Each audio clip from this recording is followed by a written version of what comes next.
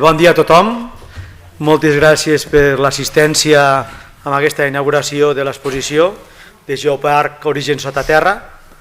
Jo només faig una miqueta la presentació, però realment el que hem de parlar són tant com el Javi Mir del Geoparc com el Jordi Pasqual de la SAM.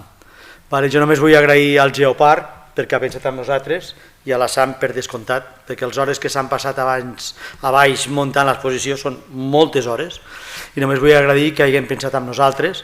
Jo crec que l'exposició és molt interessant, parla lògicament tot del nostre territori i crec que la gent en podrà gaudir. I sense més jo passo la paraula al Javi. Al Javi? Sí, Javi Mir. Tot teu. Hola, bon dia a tothom, gràcies per ser aquí. També agrair al Comú de Particulars que ens hagin cedit l'espai i que ens han ajudat molt, han facilitat molt que puguem muntar aquesta exposició, i a la SAM, que de fet el Jordi ens va vindre a veure per a veure si podem continuar donant vida a aquesta exposició, que ja va començar fa uns 3 anys aproximadament, ha rodat per Catalunya i ara torna al Pallars.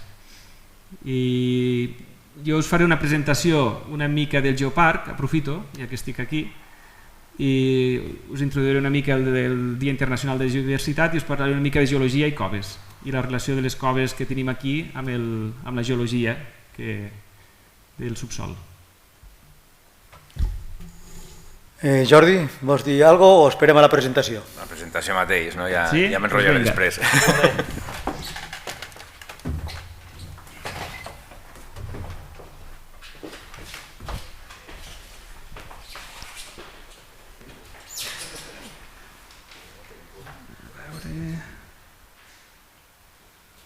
Bon dia a tothom. Estem dins de... Avui és el Dia Internacional de la Geodiversitat i hem aprofitat que es volia muntar aquesta exposició a Pobla, que encara no s'havia muntat, s'havia muntat a Tremp fa uns anys, com he dit, i hem aprofitat per dir, intentem fer-ho quadrar, el Dia Internacional de la Geodiversitat, amb la inauguració de l'exposició, que estarà aquí amb vosaltres durant 2 mesos. Vull dir que podeu animar els vostres veïns a que la vinguin a visitar tots els dissabtes de 12 a 2 i de 6 a 8 de la tarda. Però abans de parlar-vos del Dia Internacional i de Geologia i Coves, us volia introduir una mica el Geoparc. Ja que estic aquí com a representant del Geoparc, aprofito perquè encara és una figura bastant desconeguda a nivell de territori, intentem explicar-la una mica cada cop que anem a algun lloc a fer una presentació. Aquí està el mapa de geoparcs mundials, és una figura molt nova, va néixer l'any 2000 i des de llavors ha anat creixent paulatinament. El 23 ja teníem 195 geoparcs a tot el món, a 48 països del planeta, i 100 dels quals estan a Europa, perquè la figura va néixer aquí, va néixer entre 4 geoparcs, un alemany, un grec, un espanyol i un francès, igual que un acudit, una mica. Es van trobar en una reunió europea i es van adonar els 4 territoris, eren 4 territoris al fi i al cap, l'espanyol és Maestrat, a la província de Teruel, que tenien problemes greus de despoblació, els 4. Eren territoris rurals i també coincidien en que tenien una geologia excepcional i que a tots els hi venien molts geòlegs a treballar al seu territori. I allà van sorgir la idea de que potser es podia utilitzar la geologia com a motor de desenvolupament sostenible. I amb aquesta idea, el 2004 ja es va fundar la Red Mundial de Geoparcs, el 2015 la UNESCO va adoptar la xarxa a nivell mundial i des de llavors ha anat creixent. A Espanya el 2023 hi havia 16 geoparcs, avui ja n'hi ha 17, n'hi ha un altre a Castilla-La Manxa i ha anat creixent. Com és un geoparc? El podríem assimilar amb aquesta estructura, l'estructura d'una casa, d'alguna forma. És un territori, per començar. Molta gent es pensa que és un edifici, un lloc, molts turistes que ens venen a visitar es pregunten on és el geoparc i s'imaginen un museu, però no, és un territori. I és un territori que té un patrimoni geològic excepcional, que seria el fonament d'aquesta casa, i la UNESCO et demana de treballar diversos pilars. i que aquests pilars els treballis bé perquè sostingui bé el projecte. Un és la recerca científica. Ens demanen que fem recerca o que ajudem a fer recerca als investigadors que ens visiten, que facilitem aquesta recerca, que conservem i protegim el patrimoni, és a dir, que els llocs d'interès geològics, els llocs més destacats del nostre territori, que ajudem a conservar-los i a protegir-los, inclús parlant amb els científics que no piquin amb el martell a l'aflorament, perquè es pugui conservar per a futures generacions d'estudiants que ens vinguin a visitar i que el puguin utilitzar per treballar la geologia, per estudiar-la i sobretot a nivell d'ensenyament. També es demanen que treballem un pilar d'educació i divulgació, és a dir, que aquesta recerca que es fa amb aquests llocs d'interès geològic, que al Geoparc ara n'hi ha 116 en total, catalogats, es creen eines d'educació per a les escoles del territori, pels instituts i per a escoles de primària, i eines de divulgació que ajuden a explicar aquesta recerca i aquesta geologia, que és un tema bastant farragós a vegades, que costa d'entendre perquè parlem de milions d'anys i de muntanyes que s'aixequen i coses que no veus visualment al dia a dia, intentar transmetre aquest coneixement a la població, i això ho fem a través d'activitats de tot tipus, com la d'avui, per exemple. I potser el més important de pilars és el desenvolupament sostenible, és a dir, que el Geoparc, una de les missions ha de ser contribuir a que aquesta tendència de despoblació del territori intentar frenar-la. No vol dir que el Geoparc sigui capaç de fer-ho, de frenar-la ell sol, però ajudar a crear llocs de treball, a fixar la població del territori, a ajudar que els joves que marxen a estudiar a Barcelona que tornin, que tinguin oportunitats per tornar, o que directament no marxin, sinó que es quedin aquí perquè ja tenen una possibilitat de treballar gràcies al turisme, gràcies a altres activitats que es van desenvolupant al voltant del que és el Geoparc. I per això treballem molt amb empreses col·laboradores. Tenim empreses col·laboradores per tot el territori, ara n'hi ha 55, que intentem ajudar-los a que s'estableixin, creixin i puguin contractar més gent i per tant crear una economia.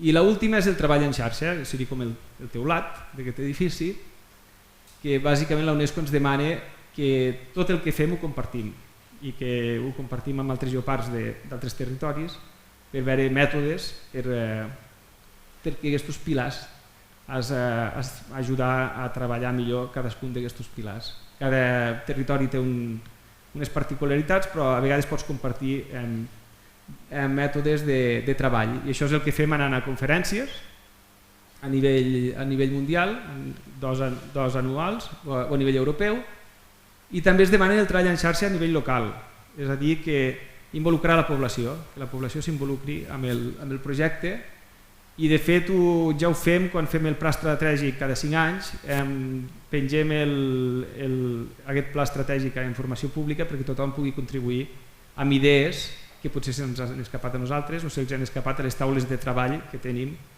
i que ens ajuden a construir aquest pla estratègic quinquennial. El Geoparc Orígens, com a territori, molts ho coneixereu ja, és un territori bastant gran, 2.000 km², és tot el Pallars Jussà i hi ha 3 municipis de la Noguera, Àger, Vilanova de Meià i Camarasa, un municipi de l'Alt Urgell, que és Coll de Nargó, i el Baix Pallars al Pallars Sobirà. És una zona deshabitada, molt deshabitada, 8 habitants per quilòmetre quadrat, 16.400 habitants en total, i la idea és que a veure si en el futur podem ser uns quants més. I té 2 temàtiques primordials. Per què ens van atorgar la figura de Geoparc? Una, perquè aquí s'explica molt bé la formació dels Pirineus, la formació de les serralades.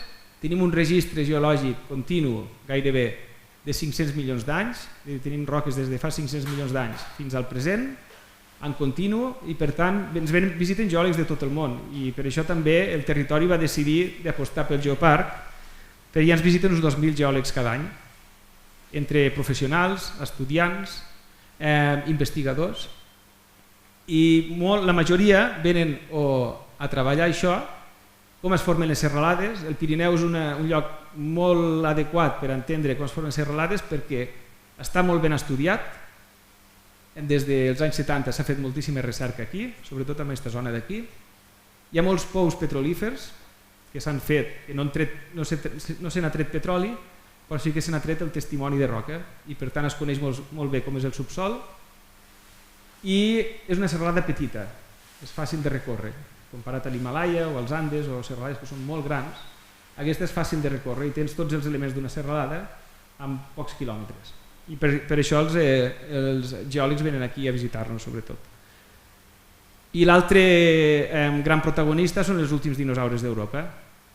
És un territori on tenim restes d'ossos, de petjades, d'ous, tots amb aquesta transecta que va d'est a oest, des de Coll de Nargó fins a la Terreta, també alguns aquí a la Vall d'Age.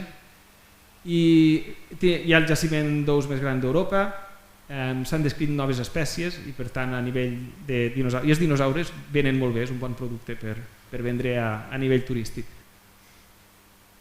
Us animo que entreu a la web del Geoparc i utilitzeu el mapa turístic interactiu, aquí trobareu totes les activitats que podeu fer, les empreses col·laboradores, que són els establiments recomanats, tots els centres d'interpretació, els punts d'interès que tenim senyalitzats sobre el territori, amb panells, els espais patrimonials culturals i activitats, tant esportives com de lleure. I com hem dit abans, avui la presentació la marquem dins del Dia Internacional de la Geodiversitat. Com podeu veure, és una jornada molt recent, és a dir, és un dia internacional que es va iniciar l'any 2021 i es va iniciar en aquest moment adonant-se que la geologia cada cop està menys present a l'àmbit educatiu. S'ha perdut de l'escola primària, hi havia alguna cosa, s'està perdent de l'escola secundària, és una temàtica que sembla que cada cop costa més de que estigui al currículum de moltes assignatures i de moltes carreres universitàries que la tenien i que també l'estan traient.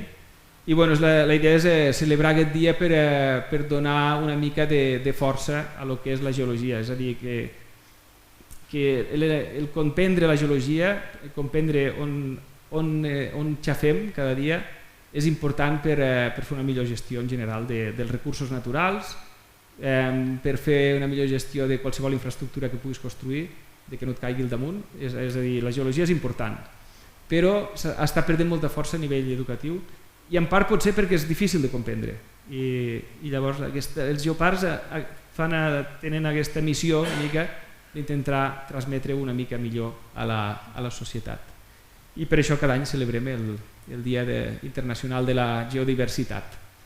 Podeu trobar les activitats aquí, però a Europa n'hi ha bastantes, com veieu, però estan una mica lluny.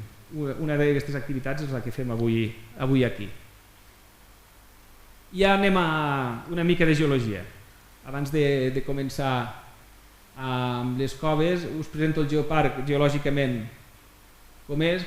Com podeu veure, molts colors i com podeu veure, roques des de 485 milions d'anys fins al present. Tan sols aquí tenim un hueco on no tenim informació. La resta tenim roques de totes les edats i les veiem amb diferents colors representades aquí. Els colors més foscos són roques més antigues que es trobem sobretot a la part nord del geoparc. A la part central tenim el Cretaci, que són aquests verds que és on trobem els dinosaures, igual que aquí baix a la Vall d'Age, i aquests vermells i els vermells aquests d'aquí que també serien zones de dinosaures, i els ataronjats que ja són roques més antigues, més recents, perdó, que es trobem aquí a la zona de Claret, sobretot, i per sobre tenim els conglomerats. Aquí ja podem veure una mica on tenim les coves del geoparc, sobretot amb aquests verds d'aquí. Aquí en tenim moltes, perquè aquí tenim roques calcàries. I els grocs, que són els conglomerats, aquí tenim un altre tipus de cova, que és la cova de conglomerats, que són molt típiques també d'aquesta zona. I aquí ja podem veure el mapa, com estan distribuïdes. Al Montsec, moltíssimes, roques calcàries, els conglomerats de les valls a darrere de Rivert, Salàs, Pleta Verda, tota aquella zona, també tenim bastantes coves, i altres coves també amb roques calcàries, com la cova del Sanat aquí dalt, o algunes coves a la vall, a la serra de Carreu. Abans de mostrar-vos aquestes roques, us mostro una mica com era el paisatge fa 100 milions d'anys en aquesta zona, aproximadament. Teníem un mar on es dipositaven roques calcàries i la península ibèrica estaria per aquí i Europa estaria per aquí, i a poc aquesta placa s'anava enfonsant a dins de l'altra, es anaven apropant. Aquesta seria la situació fa uns 90 milions d'anys. Europa la tenim aquí al nord, això és com era el planeta en aquell moment. Ibèria la tenim aquí al sud, i en aquest mar se'ns dipositaven roques calcàries. Què són les roques calcàries? Bàsicament són acumulacions d'esquelets que van caient al fons del mar, es van acumulant, són mars poc profuns, han de ser mars de com a molt 50 metres de profunditat perquè hi ha d'entrar la llum, perquè es construeixin els arrecifes de coral, els esculls coralins, i es vagin acumulant els esquelets de diferents animals que viuen en zones marines. I ha de ser un mar bastant net per tindre aquestes acumulacions de carbonat càlcic o de formació de roca calcària. Aquí s'hi van acumular quilòmetres de roques calcàries i margues, fins a 5 quilòmetres en algun punt. I això va estar actiu durant milions d'anys. Fins que fa 85 milions d'anys es reverteix aquest context que teníem aquí, que si us fixeu, Europa s'està separant d'Ibèria, és a dir, tenim una extensió, i s'està formant aquest mar on se'ns acumula aquest material, i fa 85 milions d'anys es canvia la direcció de plaques, la placa europea, la placa ibèrica comença a moure's cap al nord i la placa europea cap al sud, i les roques es comencen a deformar. Es comencen a deformar i ja la zona de Sant Corneli ja surt a la superfície, i són roques calcàries, aquestes roques. Al moment que aquestes roques surten a la superfície es comencen a carstificar, que diem els geòlegs. És a dir, es comença, on hi ha una fractura, es comença a infiltrar l'aigua de pluja i comença a dissoldre aquesta roca. Comença a formar petits canals per l'interior de la roca i a poc va formant petites cavitats. I això, a truca de milions d'anys, acabes amb les coves que tenim aquí al geoparc. Aquest procés va continuar, el procés d'aixecament de la serralada, diguem, Europa i Ibèria continuen apretant una contra l'altra i el Pirineu es va aixecant, arriben els dinosaures fa uns 66 milions d'anys aproximadament, van estar aquí amb nosaltres fins a aquella època, i es continua deformant la roca calcària aquesta, en aquest cas Sant Corneli, el Montsec encara no ha sortit de sota, i es va carstificant, es va dissolent aquesta roca i formant aquestes cavitats. Aquest procés continua, fa 53 milions d'anys ja tenim el Montsec que ens ha sortit de sota el mar i aquest procés de carstificació es comença a donar també al Montsec. Per entendre les cavitats que tenim aquí, que són molt grans, necessites molt temps d'exposició a la superfície de la roca. Mentre està sota el mar no es dissol, a la que surt a la superfície es comença a dissoldre. Aquest procés d'aixecament dels Pirineus continua i totes aquestes roques, tant el Montsec que el tenim aquí com Sant Corneli que el tenim aquí, queda cobert completament per un nivell de conglomerats, que són els conglomerats que avui veiem a Collegats, que veiem a la Serra de Gurb, que veiem a la Serra de Comiols, que veiem a Pessonada, i que si us fixeu, aquí ja amb aquest dibuixet ja es mostra una mica que estan bastant fracturats, aquests conglomerats. Per què estan fracturats? Perquè així que es va aixecant el Pirineu, tot això es va trencant i es va fracturant.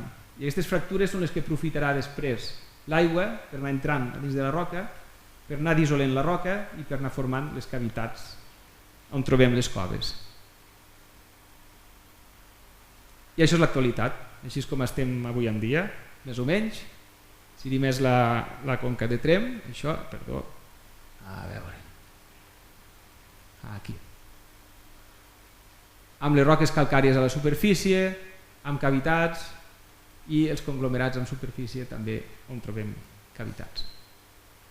Com funciona més o menys la cosa? Bàsicament, un cop la roca calcària queda exposada a la superfície, aquestes roques tenen fractures degut a la deformació causada per l'aixecament de la serralada, a la que es deforma la serralada i se formen fractures, i aquestes fractures els aprofita l'aigua per entrar a dins de la roca i començar a circular. L'aigua de pluja en si no és àcida, en general, a part de la pluja àcida que heu sentit a parlar quan hi ha problemes greus de contaminació, però el que sí que és bastant àcid és l'aigua de pluja quan entra en contacte amb el sol es carrega, entra en contacte amb el CO2 del sol i llavors s'acidifica aquesta aigua de pluja. A l'acidificar-se, quan entra en contacte amb la roca calcària, la comença a dissoldre. El carbonat càlcic es dissol molt fàcilment amb aigua amb una mica àcid i a poc es van començant a formar cavitats.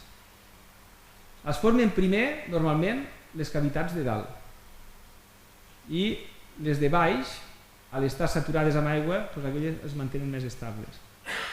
Aquest riu que passa per aquí, si tires uns milions d'anys enrere, passava aquí dalt, uns 1.000 d'anys. I quan passava aquest riu per aquí, és quan es van començar a formar aquestes cavitats d'aquí. I així que el riu va erosionant i va profunditzant, va formant les diferents cavitats. I això serien diferents tipus de paisatges càrstics vistos per sota. Tindrem cavitats, tindrem fonts que estan associades amb aquestes cavitats, tindrem llacs amb algunes de les cavitats on tenim el nivell freàtic del riu, el nivell d'aigües del riu, es pot continuar en el subsol i a vegades inclús tenim cavitats més elevades degut a que aquest fons és impermeable.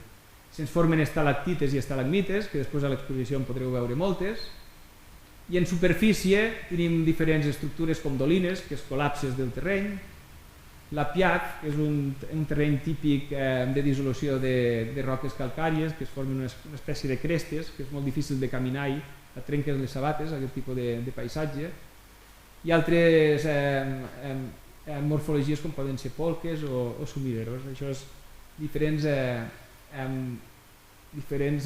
elements dels paisatges càrstics per dissolució, sobretot amb roca calcària. I en conglomerats també se'ns formen cavitats. Aquests serien uns conglomerats per sobre del que serien les roques calcàries en aquest cas. I com veieu tenim diferents nivells de cavitats que ens marquen una mica aquests nivells a quin nivell estava el riu associat amb aquestes cavitats en el moment en què es va formar. El que et marca una mica aquests nivells, són nivells estratigràfics a vegades, és a dir que la part de baix d'aquí és impermeable i per tant permet que se't formin cavitats en aquestes zones així seguint l'estratificació de la roca, és a dir les capes de roca, i marquen també com el riu ha anat evolucionant, com ha anat profunditzant, com aquest riu que el tenim aquí baix en algun moment estava aquí dalt i mentre va estar estable es van anar formant aquestes cavitats d'aquí, i ara que anava baixant es van formar aquestes i a poc es van formant les cavitats a més profunditat.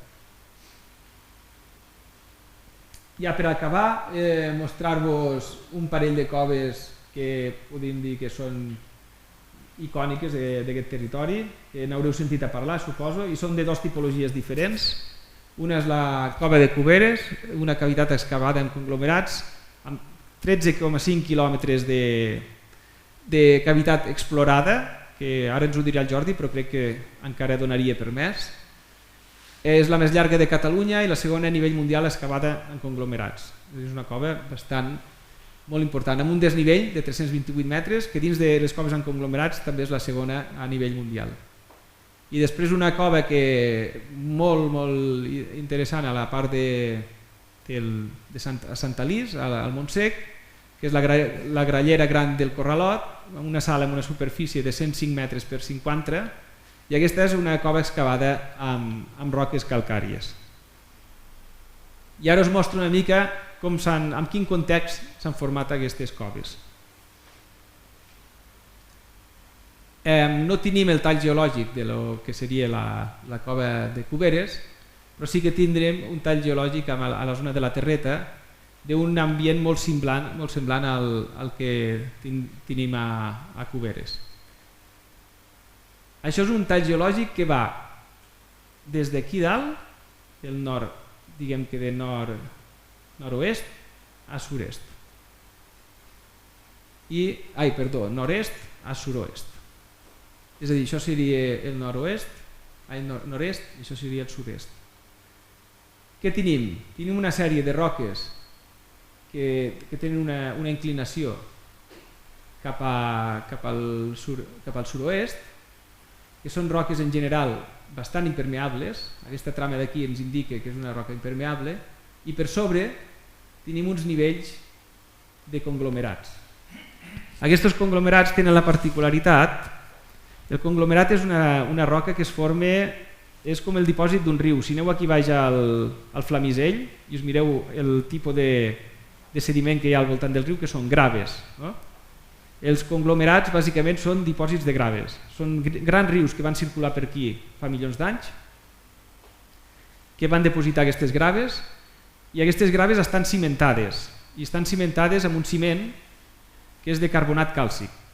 És una mica molt semblant a l'hormigó que es fa avui en dia, que el que és el ciment és de carbonat càlcic també. I aquestes graves han donat grans acumulacions de conglomerats, quilòmetres de conglomerats. I tenen la particularitat que aquestes són roques que estan molt fracturades, tenen fractures verticals, i degut a que el ciment és de carbonat càlcic, el procés de dissolució també es dona com es dona amb les calcàries. És a dir, quan entra l'aigua al sistema, dissol el ciment, i aquelles graves que estaven cimentades en forma de roca es converteixen en una grava suelta i es van formant cavitats que en aquest cas segurament, si entréssim aquí al graller d'aquí, ens portarien en aquesta direcció, cap al nord-est. La geologia ja ens explica una mica, o pot orientar als espeleòlegs com evolucionarà aquella cavitat. I si anem a un altre exemple molt diferent, és aquí a Sant Alís, a la zona d'Age, al coll d'Ares, i si mirem un tall geològic aquí veiem unes roques que estan inclinades cap al nord, això seria el nord i això seria el sud, aquí tindríem la vall d'Age, aquí tindríem Sant Esteve de la Sarga i estem creuant de nord a sud. Aquí les roques estan totes inclinades cap al nord, això és el Montsec bàsicament, i aquestes roques inclinades cap al nord, aquí, si aneu a passejar per la part alta del Montsec, veureu que és un paisatge amb una roca molt fracturada, amb el paisatge aquell que us deia de l'Apiat, que costa molt de caminar perquè està ple de forats, per on s'infiltra l'aigua de pluja. I aquesta aigua que s'infiltra aquí va formant cavitats, va formant grans cavitats, en aquest cas, com el Corralot Gran, que sempre s'ha dit que hi podries ficar el Camp Nou a dins. I amb això ja acabo i passo la paraula al Jordi perquè us expliqui una mica més el que és l'espeleologia. Una cosa que no he dit, que l'espeleologia és molt útil pels geòlegs també, perquè els geòlegs normalment treballem amb traçadors, és a dir, el que fem és tirem aigua on sabem que s'infiltra l'aigua per a veure on sortirà aquella aigua més avall. Però a vegades aquesta aigua es perd pel camí i no l'acabes trobant. Els espeleòlegs són gent molt valenta que es fiquen a dins de la cova i que la segueixen i que acaben trobant altres sortides i que poden recórrer el recorregut de l'aigua, el poden fer seguint-lo sota la superfície del terreny. I molts cops, molts descobriments que s'han fet amb tema de cavitats s'han fet gràcies al treball dels espeleòlegs. Així que dono la paraula al Jordi, que ens parli una mica de l'exposició que tenim a sota.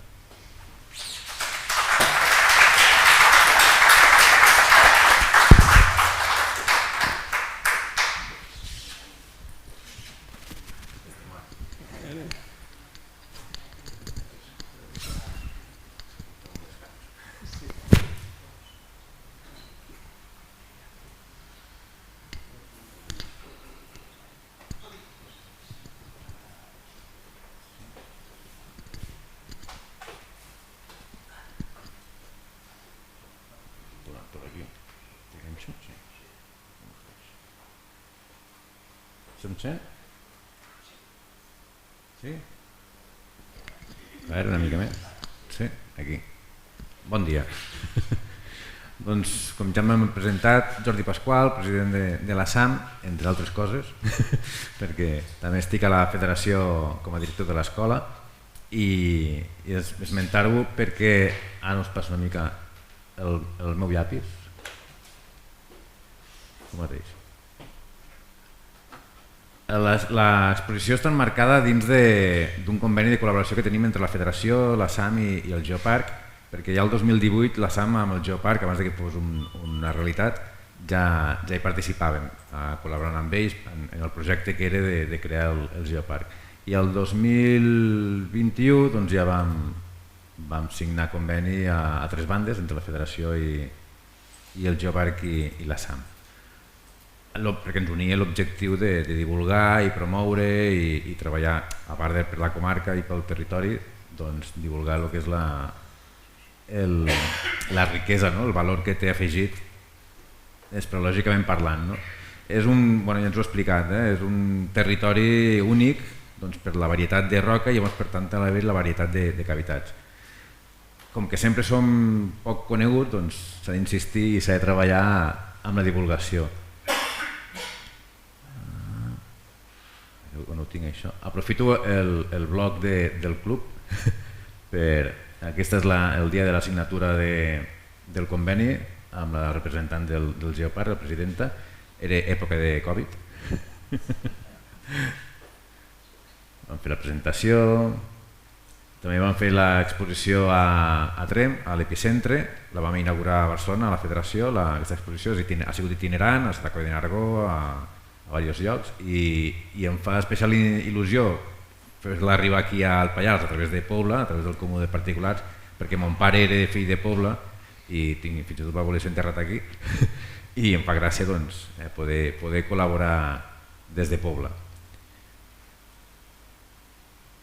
El mapa de Geoparc, a l'hora de fer l'exposició, un dels criteris que vam utilitzar per seleccionar les cavitats, perquè les cavitats representades a l'exposició, va ser geogràfic. Intentar que hi hagués una distribució geogràfica de les cavitats representades. N'hi ha 31, em sembla 29 del Pallars, després n'hi ha una del Sobrarbe i una altra del massís del Geoparc Central, per donar una mica de relació, perquè estem a prop del Geoparc del Sobrarbe i el Geoparc de la Catalunya Central. I llavors hi ha 29 cavitats d'aquí del Geoparc, però n'hi ha realment, clar, n'hi ha més de 100 i 200, n'hi ha moltíssimes, de grans i de petites. Tenim coses així singulars, tenim les dues sales més grans de Catalunya, el Graller Gran del Corralot i el Graller del Boixaguer. Són sales, vull dir, sales que hi cap la Sagrada Família, la Catedral de Barcelona, el Camp Nou, tot junt no, però és impressionant. Entrar en aquelles cavitats i veure aquestes dimensions, costa molt il·luminar-les, costa molt fer-te encàrrec del volum que tenen, perquè la llum no arriba als parets i no rebota i no veus les dimensions. Llavors, per aconseguir una fotografia d'una sala així s'ha de treballar, us explicaré algun detall que vam tindre. Cavitats amb dimensions més reduïdes, com podria ser aquesta sala, doncs ja és més fàcil, et pots desplaçar encara amb certa lleugeresa i il·luminar els racons, però una sala tan gran comporta més problemes. El repartiment que vam fer, després, si de cas, tenim un mapa.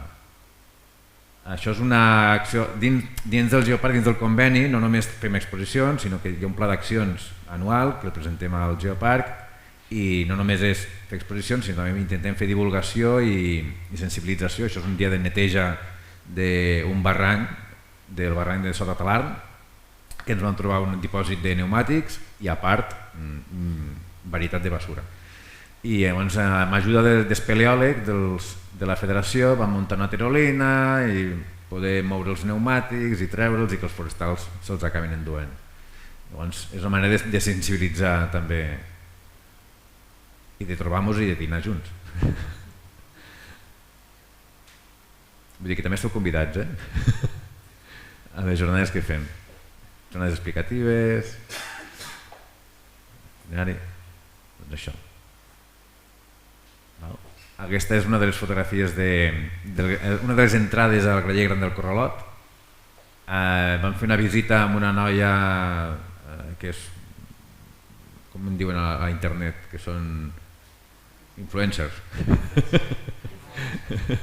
Doncs viu a Andorra i la vam portar a fer el Graller Gran del Corralot i juntament amb el suport del Geoparc.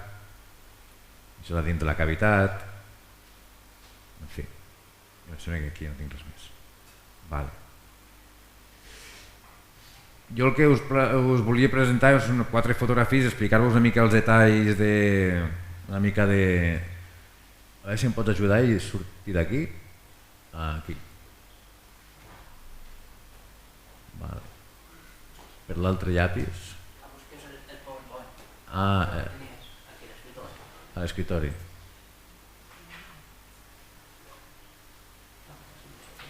Sí.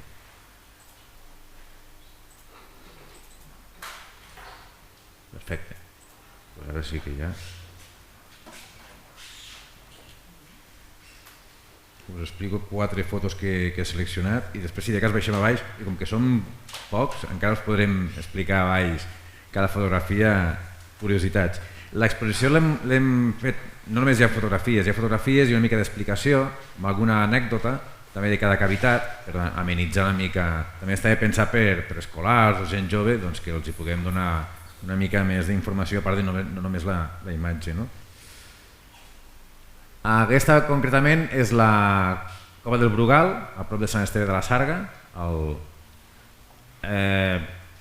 La curiositat és que això que veiem blanc és formació de carbonat càlcic dipositat al terra. És una curiositat. Clar, les il·luminacions que veiem amb les fotografies són úniques. Nosaltres quan anem amb la il·luminació del casco, aquesta il·luminació no l'aconseguim. Veiem per poder progressar i caminar i avançar. Però aquestes il·luminacions, clar, les aconseguim quan anem a fer la fotografia il·luminant amb diversos flaixos o diversos cascos. Aquesta, la Cova del Brugal, té la curiositat de que és un riu subterrani, li diem riu a qualsevol xirimala d'aigua, però amb poc curs d'aigua, però és l'únic riu subterrani del Montsec visitable. Així dit així, sembla molt important, però és la curiositat que al Montsec no hi ha cursos d'aigua que es puguin visitar, el Forat de l'Or que treu aigua intermitentment, alguna surgència al Pas Nou, també a Fontmentidora, a Cellers, però visitables que puguis entrar dins i seguir el curs, doncs aquesta, la Cova del Brugal. Es pot progressar sense corda, és molt fàcil de progressar, i l'aigua d'aquesta cavitat després surt a unes fonts, a la Font de l'Hort, més avall, que l'aprofiten per regar els horts. I és la curiositat de saber l'aigua d'aquí ve d'allà i influències també de qualsevol abocament o qualsevol modificació, qualsevol excavació, saber que pots modificar el curs d'aigua de més endavant. A Rivert, per exemple, l'aigua de Rivert prové de Covacuberes, a través de 2 valls superficials. Hi va haver un projecte de fer un túnel, el túnel de Xerayo, hi va haver projecte de fer-lo passar per la vall de Serradell. Es va argumentar i es va insistir en que si es tocava el nivell freàtic des de Covacuberes s'afectava la font de Rivert i tota la vall de Rivert. Saber d'on ve l'aigua i quina influència pot tenir és una de les coses que podem aportar els espeleòlegs, el coneixement del subsol. Em sembla que no és així. No baixa, vale. Per fer-la passar aquesta igual no es passen, que no tinc un PowerPoint.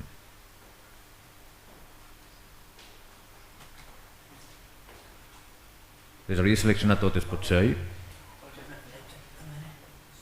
Seleccionar-les així. No veig estar allà. Jo ho faig des d'aquí, no? Sí, merci. La Cova del Senat, que ja m'ho ha parlat el Xavi. Curiositat, és la que té la porxada, la portalada més gran de Catalunya. Són 90 metres d'alçada, el que és la boca, l'entrada. Es veu des de molt lluny, des del Montsec, des de la carretera pujant per Pont de Montanyana. No és que sigui una gran cavitat important, però la gràcia és que la boca és molt gran. L'accés també és una mica més difícil.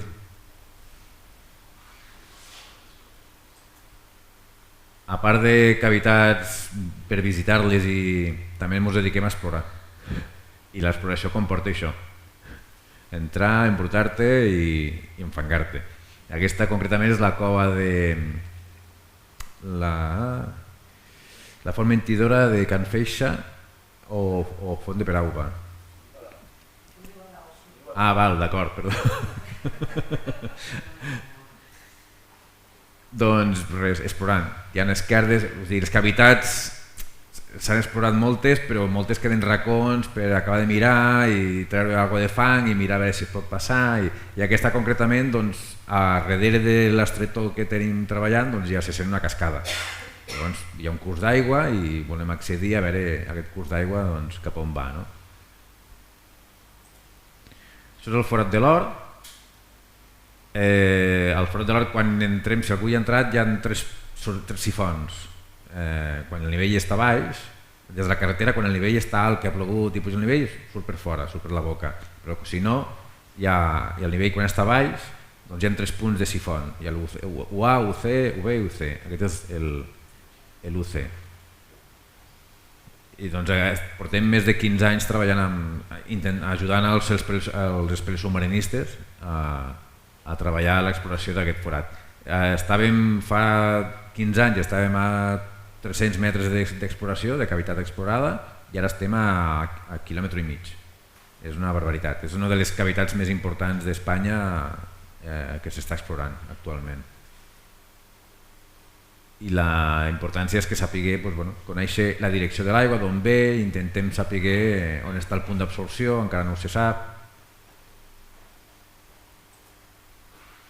Això també és el Forat de l'Or, però la galeria principal. O sigui, quan entres al Forat de l'Or, aquest és el punt d'on surt l'aigua, a la carretera. Ja veieu que amb il·luminació i una mica de joc s'aconsegueixen fotografies xules. És el cabal màxim que porta, això. Vull dir, quan surt per la boca, que sembla tan espectacular, que dius, ostres, sembla impossible que puguem entrar-hi, és això. Després, un cop a dintre, és un riuet calmat.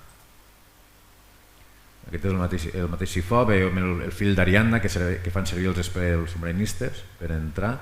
Això concretament és un dia que vam acompanyar un submarinista que va connectar 2 sifons, va entrar per aquí i va sortir per l'altre. I els ajudem a portar el material, les botelles. Aquesta és el Forat de la Grallera o de Costerrobles. Aquesta, la curiositat és que costa bastant de trobar, ens va costar 2 dies d'anar a trobar-la, perquè la informació que hi ha cavitats que són molt visitades, però n'hi ha que igual fa 30 o 40 anys que no es visiten i costa trobar informació. Aquesta, curiosament, s'ha trobat una documentació al Cisco de la llibreria central de Tremp, va trobar una documentació i ens la va passar als espeleòlegs i la van publicar, i sembla ser, perquè les cavitats aquí al Pallars es comença a tindre alguna descripció d'alguna cavitat el 1897. El mossèn Norbe Forn i Saguer va començar a fer descripcions de cavitats d'aquí. Són aquests mossens que passejaven per Catalunya i tipus Verdaguer i anaven descrivint. Després ja cap al 1910 ja hi ha una descripció de més cavitats, perquè ve el Forn i Saguer, després va vindre el Fabra i Sans i va fer una descripció amb...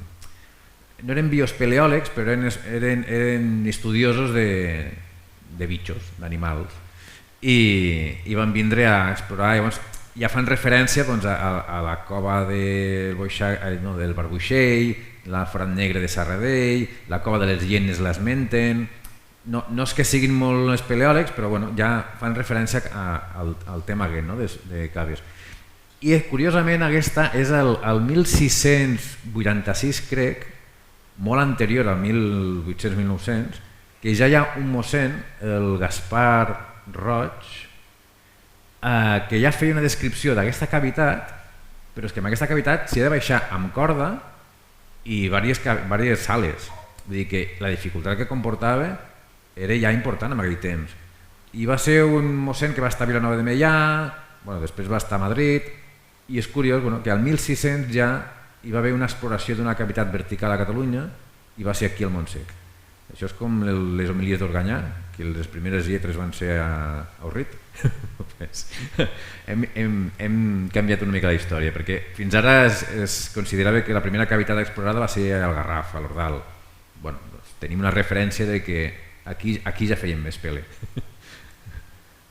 I això és l'última sala de a baix. Això és el Front del Gel. Aquesta ja és més coneguda, no? És més popular. També costa una mica d'arribar-hi, no? Per l'aproximació. Clar, aquesta il·luminació, si us hi fixeu, doncs ja costa una mica més. O sigui, quan anem amb les nostres il·luminacions no veiem això.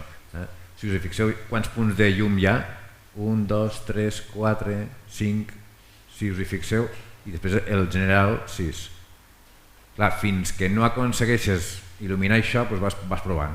Vas ficant focus, flaixos, es disparen alhora, n'hi ha que no es disparen, llavors torna i...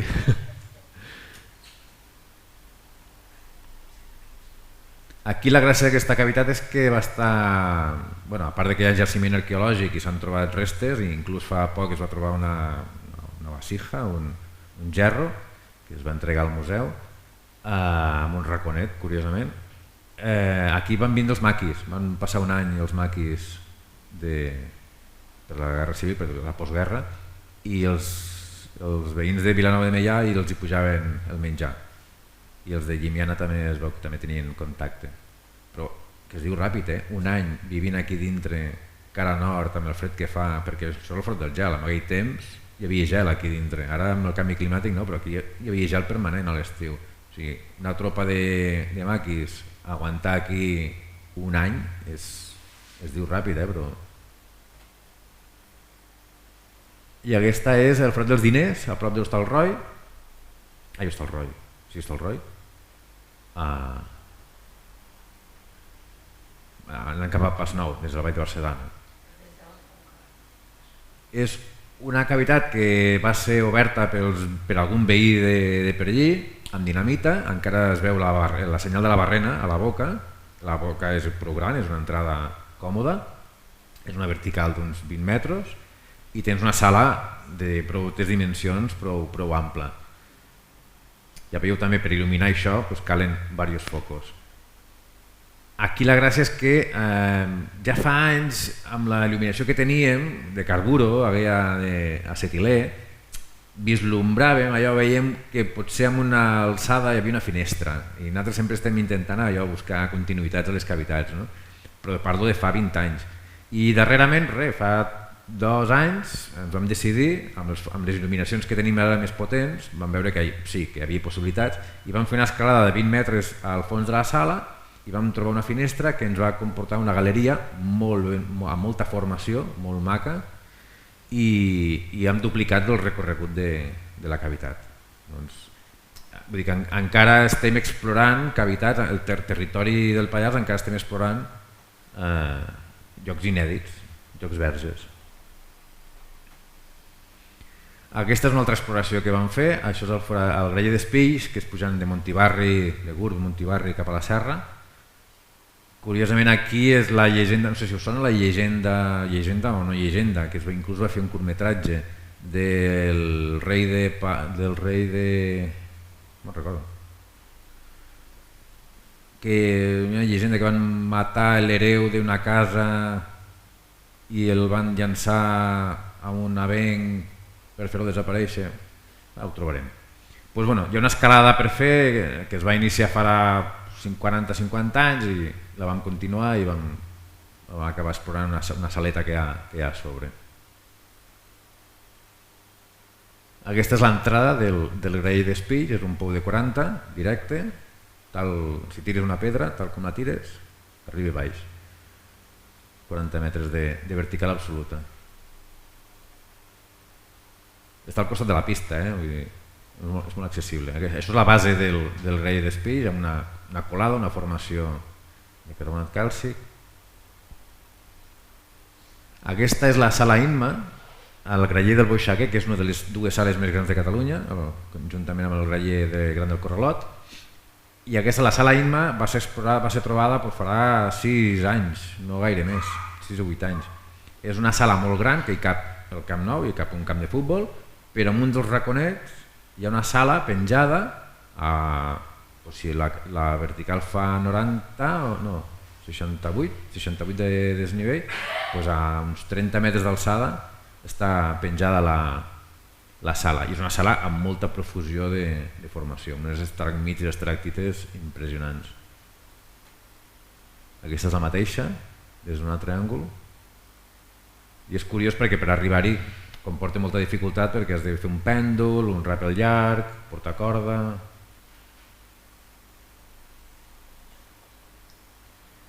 I curiositats d'història. Al 66 es va fer un campionat regional d'espeleólogos a Serradell i és curiós perquè la feina que es va fer llavors ha sigut molt important després.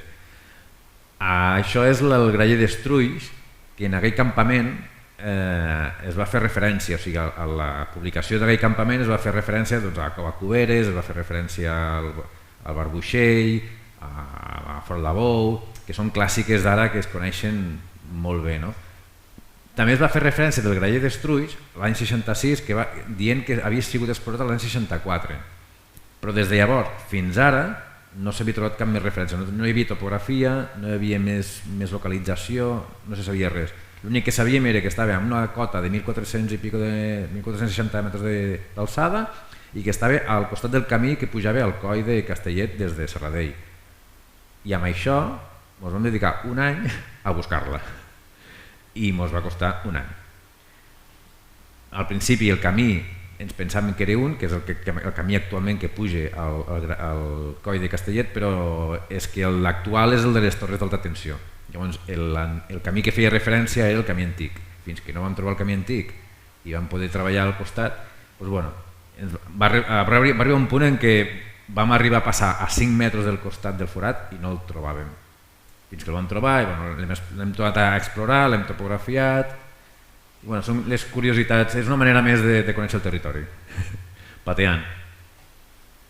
I aquí, aquesta és la reina, una de les cavitats reina del Pallars. Això és el graller gran del Corralot. Aquí cap la catedral de Barcelona. És molt gran. Allò és l'entrada, aquell punt d'allà és l'entrada de 30 metres, s'ha de reparar amb corda, es veu la cordeta, no? Es veu la corda? Allí. I aquesta sala té una rampa fins a la base. Aquí no es veu tota la sala, encara continua una mica més per aquí baix. I per aconseguir aquesta il·luminació, a part de ficar-hi diversos focus i diversos flaixos, està feta en 3 parts.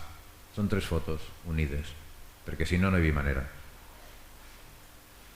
Alguna vegada s'ha fet alguna fotografia des de baix agafant-la tota, però queda molt limitada. Nosaltres vam intentar agafar el màxim d'imatge i fer-ho així. Vull dir que a part de fer arribar a la dificultat que comporta portar el material, l'equip fotogràfic, els focus i fer la foto, doncs a vegades s'ha de treballar una mica de postproducció per aconseguir la imatge. Aquest sóc jo, petitet.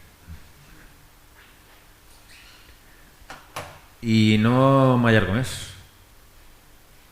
Ja quasi millor anar baix i que pugueu gaudir de l'exposició i que pugueu llegir les explicacions que tenim i si teniu qualsevol dubte, doncs pregunteu. Aprofitem avui que no som molts. Els que ho veuen per vídeo, que vinguin un altre dia. Gràcies per la vostra assistència, merci.